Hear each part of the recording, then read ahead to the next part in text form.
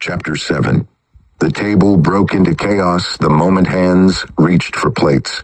Claire, Ethan, Eric, Cody, all of them seized food like prisoners, at last unchained, dragging bowls close, forks scraping, bread tearing in ragged hunks.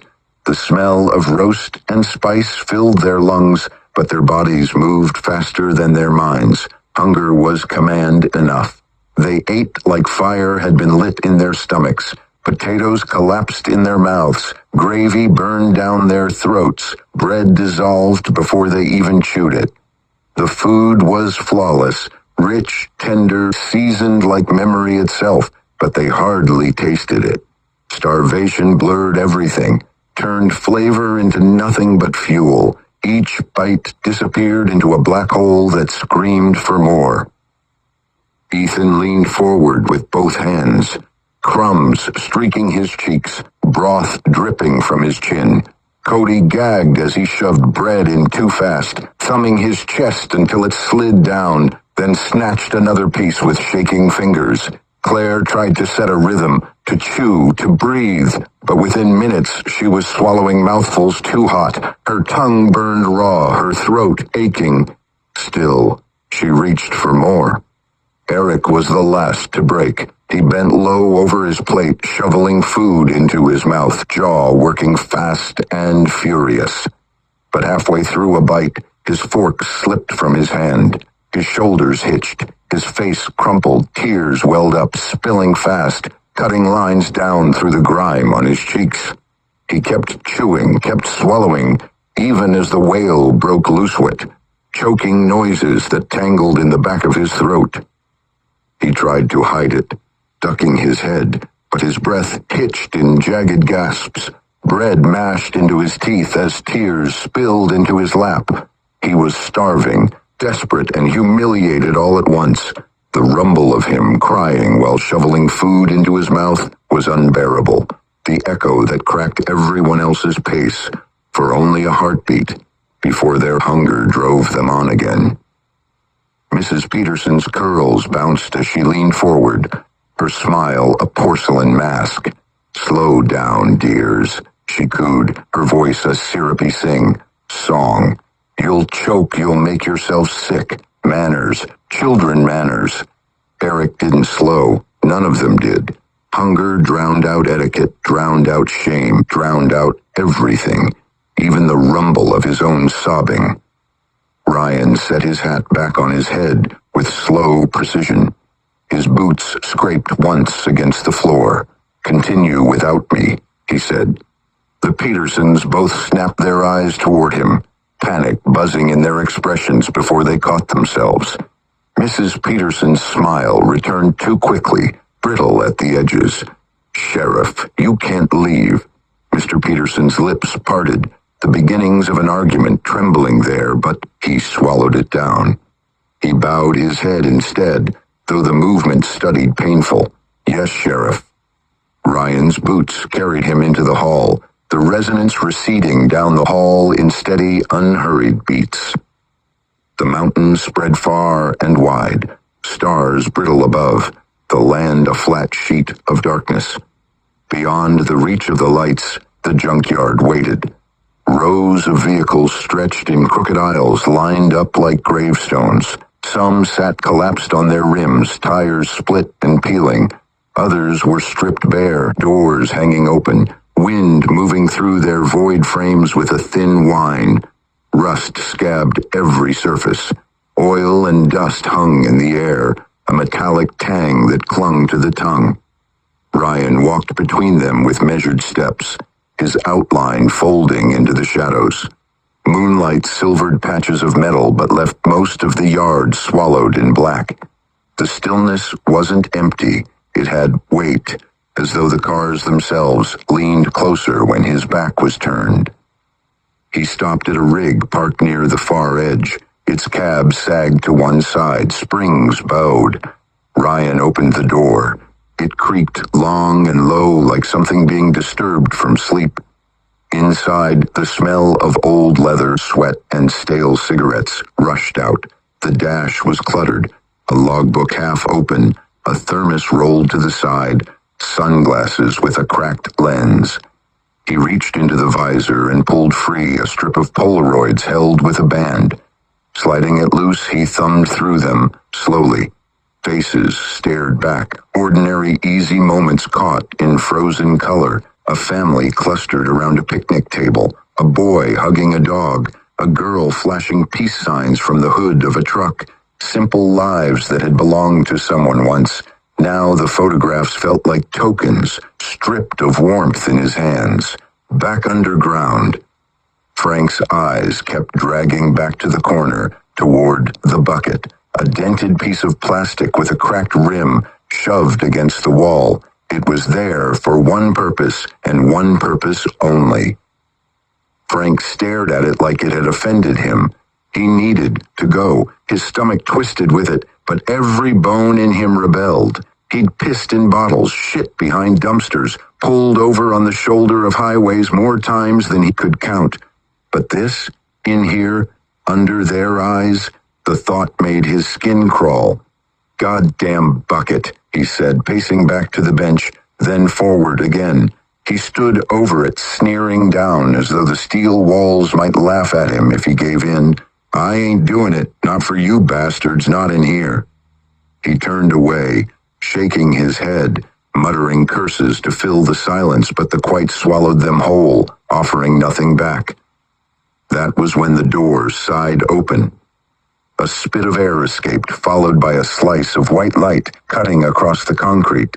Frank froze mid-step, head snapping toward it. His heart kicked, expecting the sheriff with that dead-eyed calm, or maybe another deputy with keys at his hip. But it wasn't Ryan. The figure that entered filled the frame, and Frank's mouth went slack. At first glance, it wore a suit, hazmat maybe, but the longer he stared, the less sense it made. The material shimmered with oily colors, sliding from clear to opaque in pulses, like the skin of something alive. Tubes twisted across its chest, doubling back on themselves, disappearing and reappearing where they shouldn't. Its joints bent too fluid, too loose, like a body with hinges hidden in the wrong places. The helmet was long, tapering insect, like with a black visor that didn't reflect the light but swallowed it whole. As Frank blinked, the shape warped, its outline swelling tall one moment, thin the next, refusing to stay fixed. He'd seen hazmat crews, gas leaks, refinery fires, tanker spills, men sweating under rubber hoods, masks hazed with their own breath. He'd laughed at them once, offered beers after cleanups, but this was something else. This was a caveman staring at a rocket ship, eyes wide at a machine too advanced to even name. The suit's hoses writhed faintly, venting a greenish vapor. One long-fingered glove lifted, the joints bending unnaturally as a nozzle slid free from its sleeve. "Wait," Frank started, but the word broke off as a jet of icy water slammed into him, driving him back against the wall. The spray pummeled his chest, his face, his legs, until he was gasping, sputtering, pinned by the flood. His soaked shirt clung to him. His jeans turned heavy as lead, water running into his boots until they squelched. The spray swept over him again and again, as methodical as a machine washing down livestock. Frank choked, eyes wide, trying to shout, but the water stole every word, drowning them in sputters. When the stream cut, the only rumble was his ragged breathing and the drip of runoff against the floor. He sagged against the wall, hair plastered flat, water streaming from his chin. The figure stepped closer. One gloved hand clamped around his arm, steady and final. The tubes along its chest illuminated faint green, pulsing like veins. Frank struggled once, twice, but the grip didn't budge. It lifted him as though he weighed nothing, turning toward the open door. Don't," Frank muttered, but the visor stood close, reflecting nothing, swallowing his wide-eyed stare. For a heartbeat, something moving in the dark inside, something tall and narrow, rippling like heat. Then the figure carried him through the threshold. The door sealed behind them, rubber kissing steel. The cell was empty again. Frank's boots dragged across the threshold, water streaming from him in steady rivulets, leaving a trail behind as the thing carried him down the hall. Its grip never faltered. The hoses along its back pulsed faintly, exhaling green vapor that clung to Frank's skin, chemical, sharp, sour enough to sting his eyes. He tried to look back at the cell, at the bucket, at anything familiar, but the door sealed with that wet rubber kiss, cutting him off. The only light now came from the corridor fixtures overhead, long strips that buzzed faintly and blurred every time his head lolled. The suit's visor stood above him, black and endless, a void where a face should have been. Frank muttered, coughing water from his throat. "What the hell are you?" His voice cracked. The thing didn't answer. Instead, the suit's tubing lit faint green. Frank twisted against its grip, but his muscles felt slow, heavy. It carried him past doors with thick metal bolts, each one sealed tight. From behind them came noises, low moans, something wet slapping against tile, the faint scrape of claws or nails on steel. Frank's eyes widened, but his body sagged, the strength gone out of him. At the end of the hall, another door peeled open without a hand touching it. The hinges screeched as if forced by pressure alone. Beyond lay a chamber washed faintly in the same green iridescence, shadows twitching as though the walls themselves breathed. The figure carried Frank inside. He managed his last few words, "Weird-looking cock-sucking whores." The visor tilted toward him. Whatever was inside that suit, whatever wore it, shifted just enough for Frank to feel it watching him. Then he was lowered onto a slab of steel, his soaked clothes clinging to his body, the metal biting cold against his back. Restraints snapped shut around his wrists and ankles, not by hands but by something unseen, the resonance crisp and final. The figure stepped back, tubes rasped, the visor a void that gave nothing back. Chapter 8. Spectre 2-3, entering Derbie sector. Flight level 300, heading 260. Surface return negative. No thermal, no structural. Captain Mallory's voice was clipped, professional, but the silence in his cockpit pressed against his ears harder than the comm static. He shifted his eyes through the familiar loop. HUD green, altitude steady, airspeed 450 knots. The jet was rock solid. The avionics were flawless. The ground below was a void. Derbie should have been painted bright across his screens. Streets, rooftops, heat blooms from chimneys and cars. Instead, his terrain display showed nothing but snow. A white smear where the town should be, like someone had scrubbed it from the earth. Spectre 2-3, Dark Star copies. The voice came through his headset, thick with distortion. Dark Star, AWACS, the orbiting E3 command bird, was their airborne nerve center. Its radar could see everything for hundreds of miles, plot every target, and assign every engagement. When Dark Star said a sector was occupied, you didn't argue. Be advised, Derbie grid assessed occupied. Dark Star repeated, "Proceed with pass." Mallory toggled infrared. The screen flashed green, shapes flickering into place, roads like veins under skin, then collapsed into flat black. He tried synthetic aperture next. The image built half a block, a jagged corner of rooftops, then smeared itself into nothing. He thumbed the controls again. Frustration kept tight behind his teeth. "Dark Star, Spectre 2-3, he said, keeping the tone calm. Imagery corrupted, negative locks, false returns across the grid. Request updated picture. Spectre Dark Star." Static chewed the words into fragments, multiple intermittent groups, bearing 110 to 030. Ranges fluctuating, data unstable, say status. Spectre is southbound, flight level 300, cockpit nominal, sensors unreliable. Mallory's glove drummed once on the throttle, an unconscious tick born from hours in airspace where things didn't add up. Out through the canopy, stars glittered sharp as frost, but beneath them the earth felt hollow, as if Derbie wasn't a town at all, but a wound in the map. He flipped the IFF interrogator. Nothing came back. No civilian traffic, no military squawks, not even a stray transponder.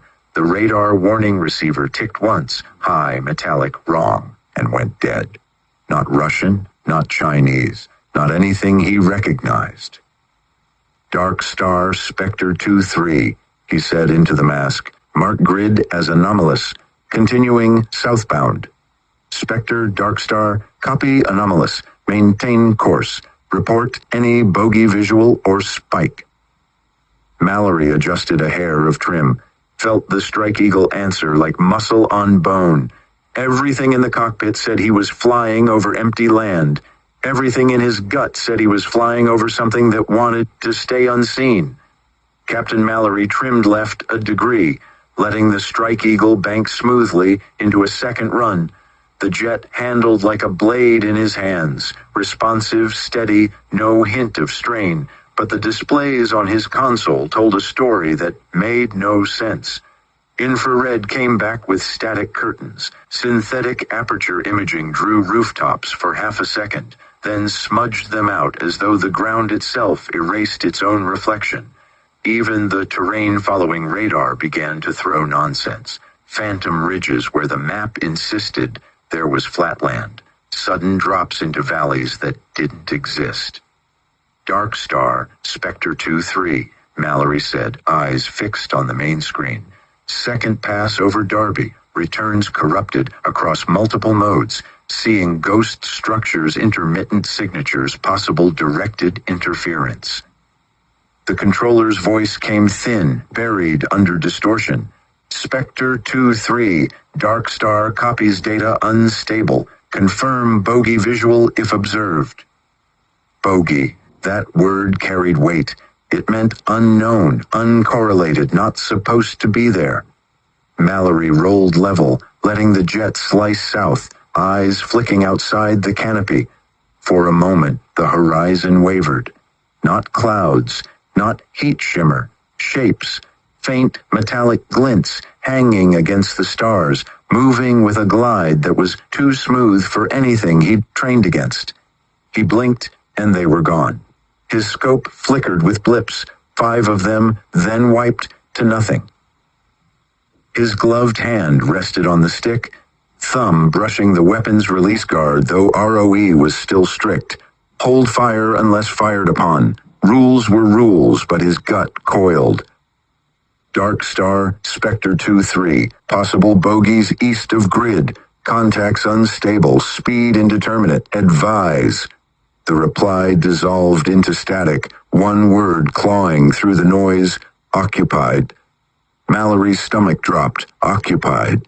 If the town below was dead on the screens, then something else was alive in the sky. Spectre 2-3, tally visual. Mallory's voice came sharp, eyes narrowing on the canopy glass. 3 contacts slid into view above his right wing, silver crescents bending light as though the stars themselves had warped.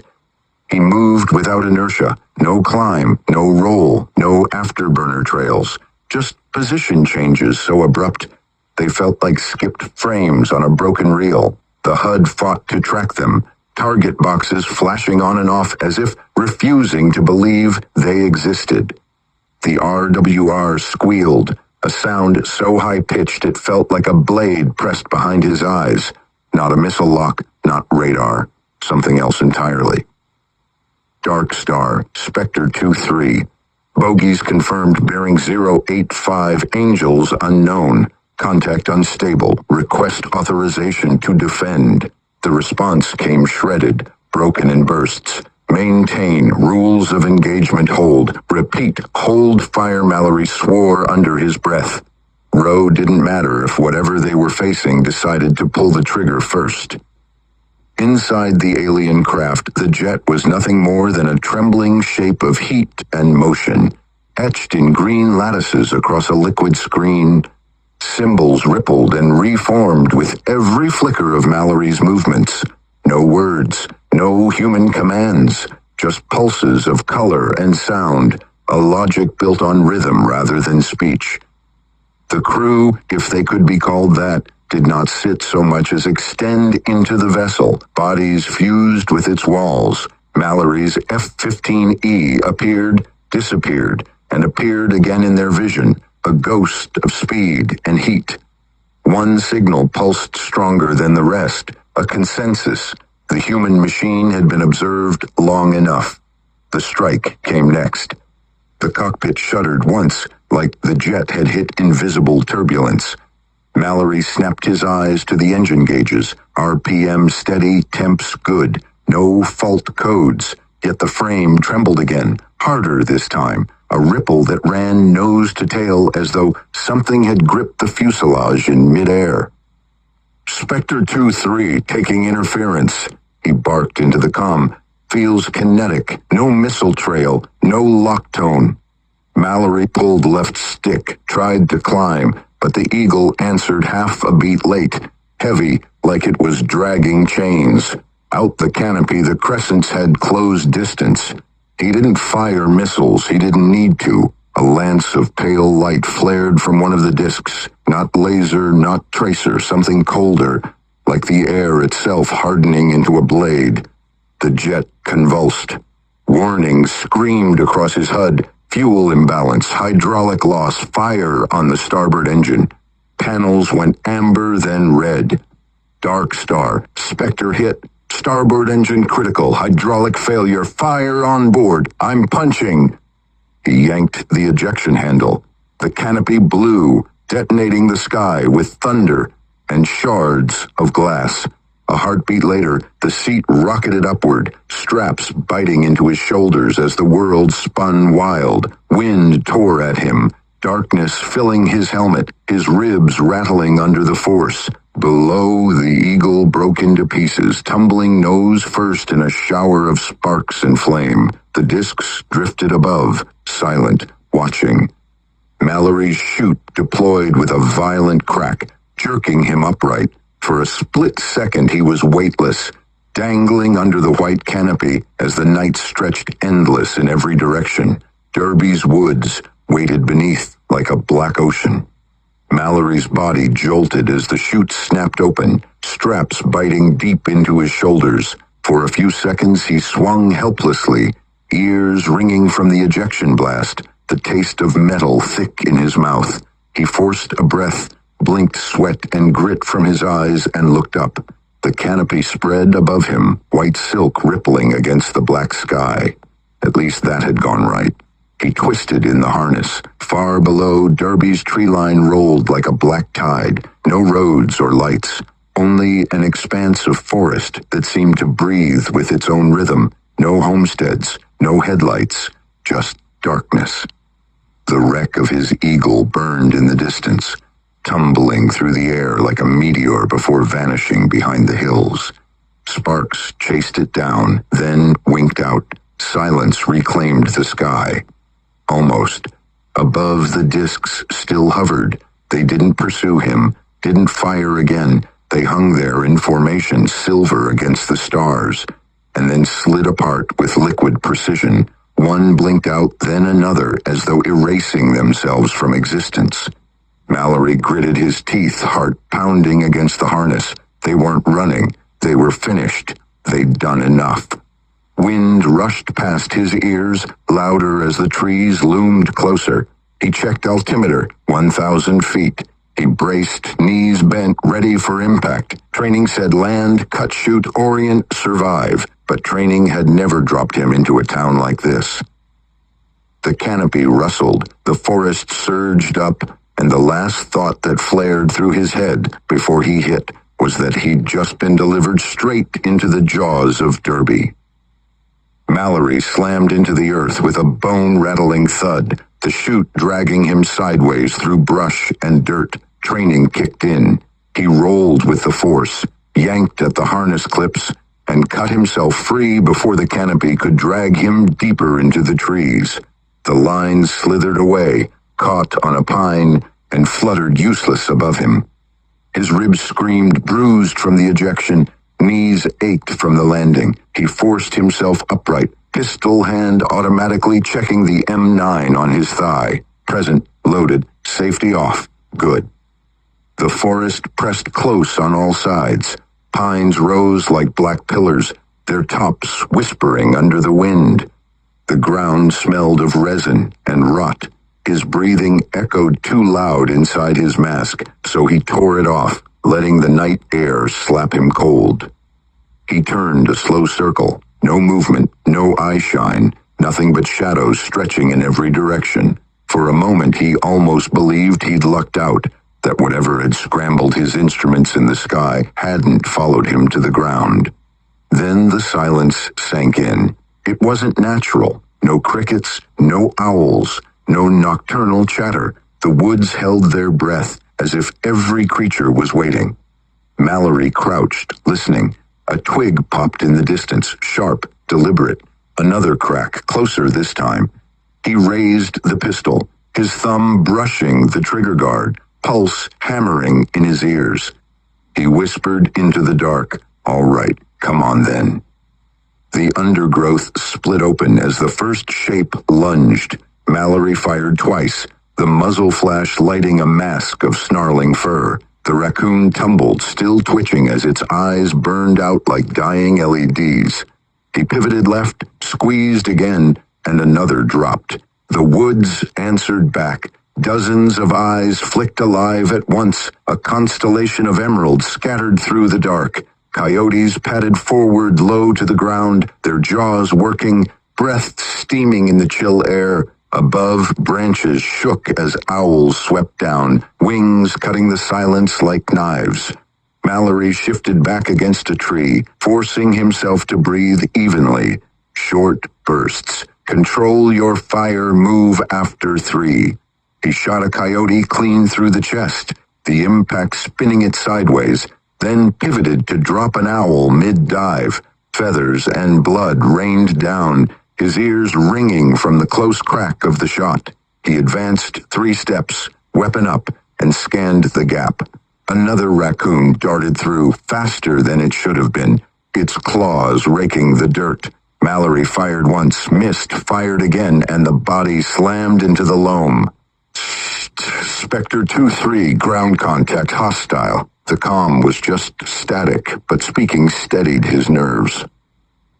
More eyes lit in the trees. A buck stepped into view, antlers dripping with sap, head lowered like a battering ram. Mallory lined his sights, heart steady now. "All right," he whispered again. "Let's see how many I can take with me."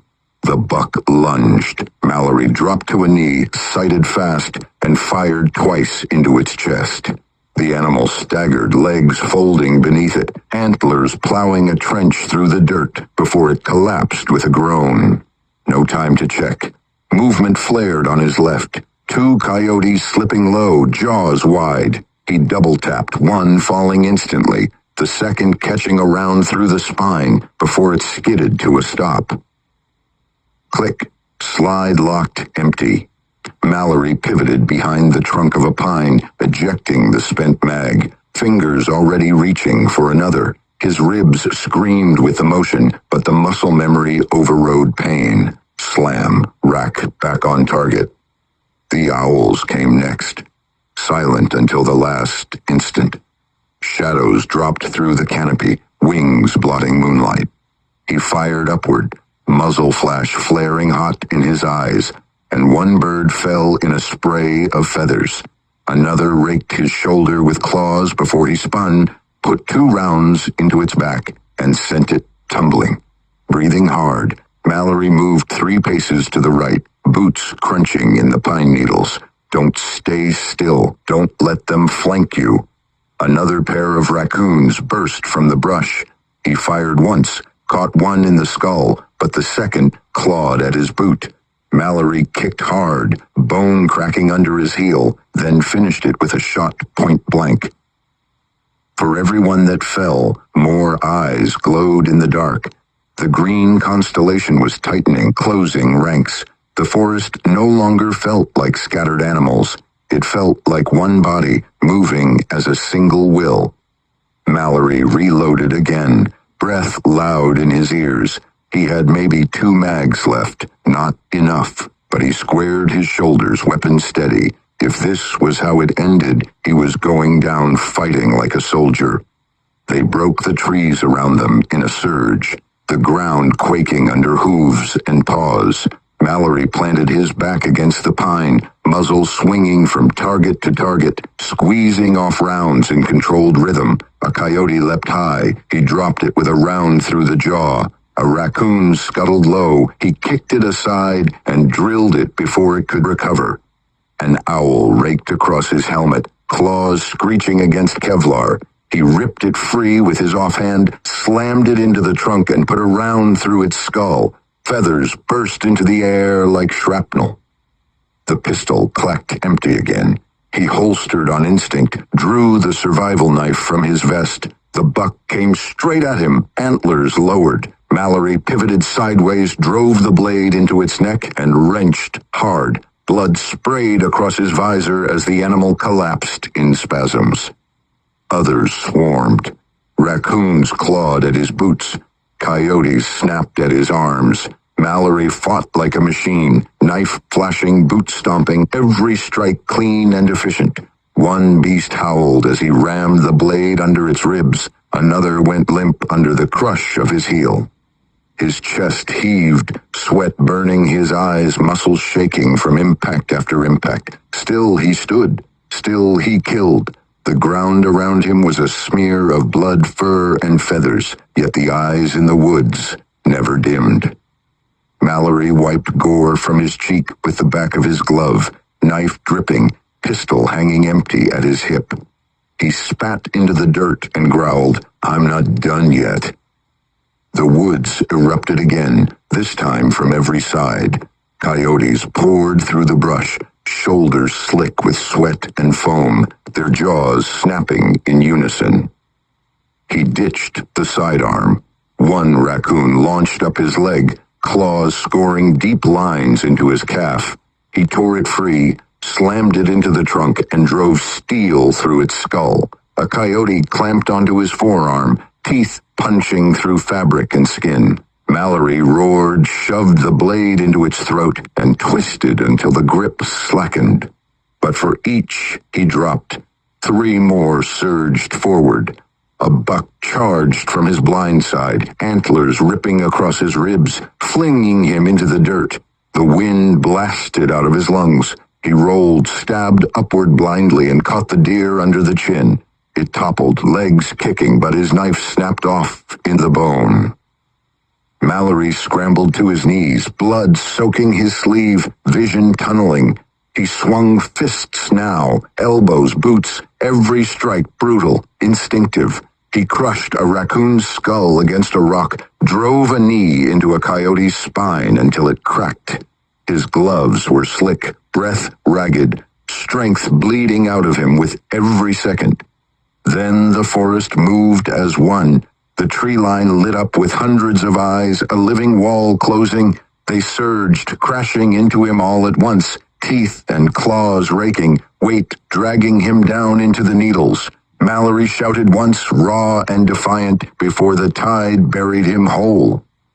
The Petersons sat on their porch. Above the trees, a pale canopy of parachute silk hung limp, snagged on branches like a torn banner.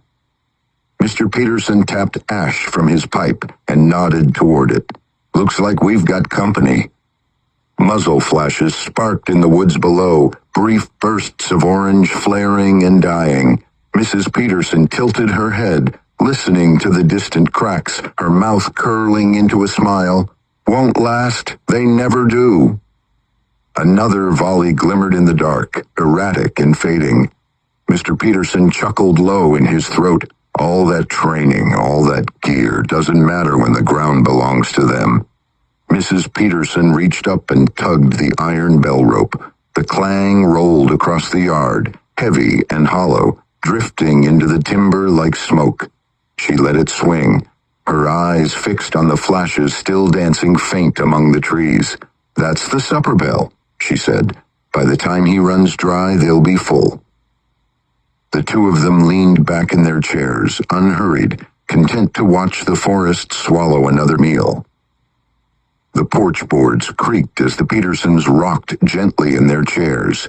From the woods came sharp reports muffled by the distance, then long stretches of silence. Mrs. Peterson kept her hands folded in her lap, listening with the patience of someone who had heard it all before. "Every one of them thinks they're different," she said, her voice even, "but the woods grind them down the same." A single scream carried through the timber, jagged and strained, only to be cut short in the middle. Mr. Peterson puffed his pipe. "That's the turn. They've got him on the ground now. Won't be long." The forest answered with low growls, the snapping of brush, and then fell still again. The sound of it, the sudden hush, felt heavier than the noise that had come before. Mrs. Peterson leaned back, eyes drifting toward the swaying bell rope. "Give it a minute," she murmured. "Soon as they've finished, you won't hear a thing, just the way it should be." The old home held its breath. The lantern med like moth wings. The Petersons waited, calm, steady, their porch seats facing the dark like theater chairs before a stage. The forest floor was slick with blood, the pine needles matted dark, steam rising faint in the cold night air.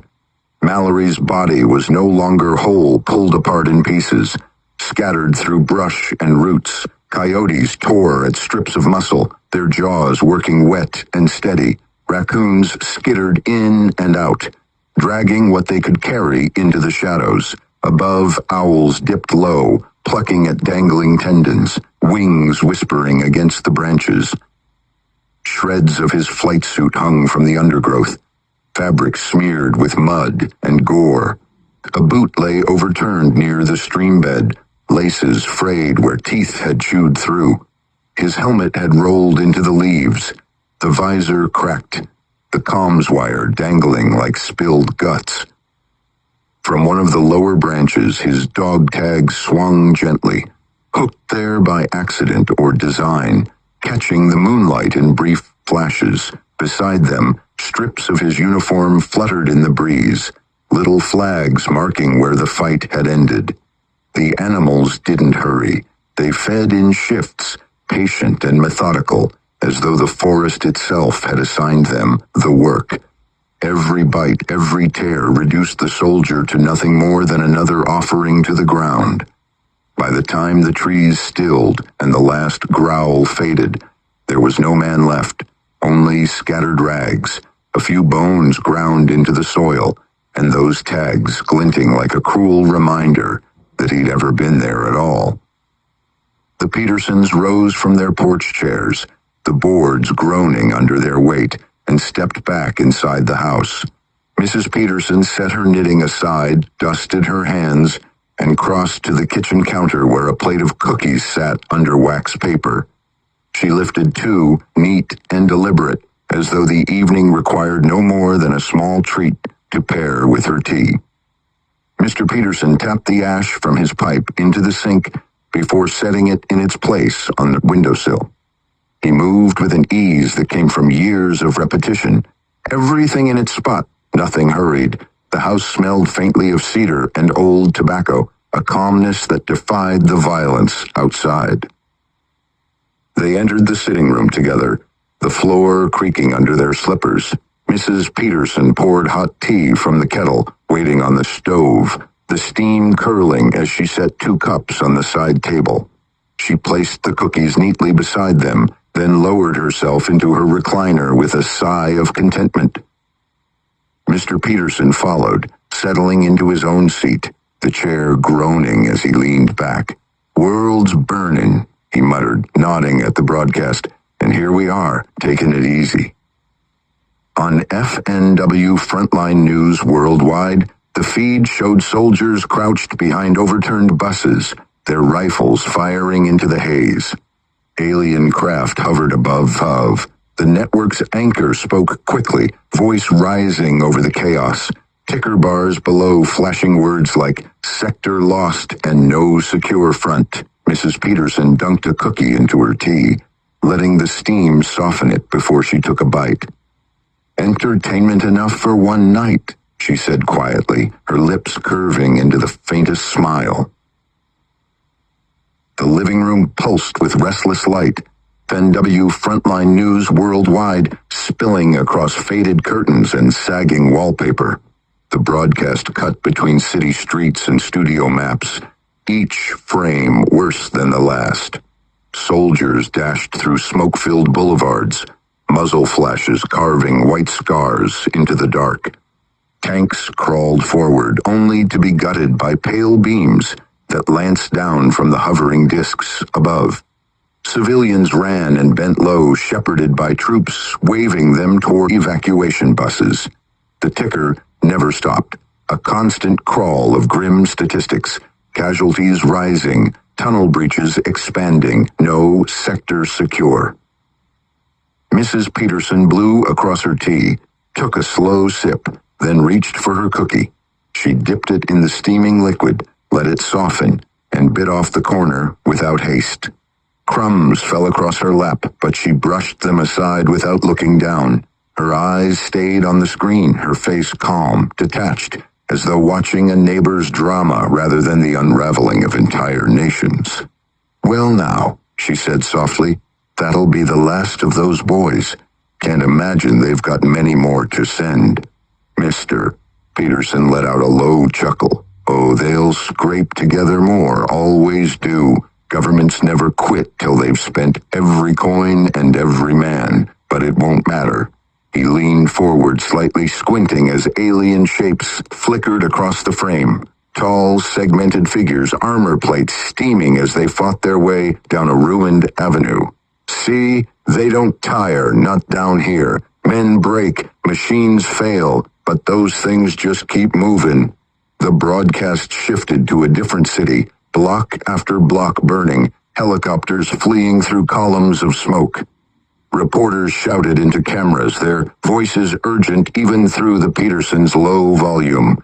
The scene cut again to the anchor at her desk, eyes wide, voice climbing in pitch as she repeated phrases like unconfirmed losses and escalation without precedent. Behind her, a giant wall map blazed red with every new fall of ground. Mrs. Peterson licked a trace of sugar from her thumb and placed the empty saucer back on the side table. "All the same," she murmured, "little bit of noise for the evening, like watching a picture show." Mr. Peterson chuckled again, smoke drifting from the corner of his mouth. "Better than cards, anyhow." He leaned back and watched another platoon vanish under collapsing concrete. "You'd think folk would learn, but I reckon they never will." The kettle popped faintly in the kitchen, the house otherwise silent save for the flicker of FNW and the creak of the Petersons' chairs. Outside, the house stretched black and still, the bell by the door swaying lightly in the wind, its clang long since faded. Inside, the world burned in miniature, the Petersons steady and unmoved, as if the war on the screen had no more weight than a late-night drama. FNW shifted suddenly back to the newsroom. The anchor sat stiff behind her desk, makeup streaked with sweat, her voice pitched too high. We're now getting reports of heavy fighting closer to our position. We can confirm enemy movement." The camera jolted sideways, a boom rattling the set. Ceiling tiles crashed down, lights swayed overhead. Someone off-screen shouted, papers scattering across the desk. The anchor froze, eyes wide, headset slipping from her ear. Then the wall behind her split in a shower of plaster, and something tall, plated, and steaming forced its way into the studio. The feed cut to black.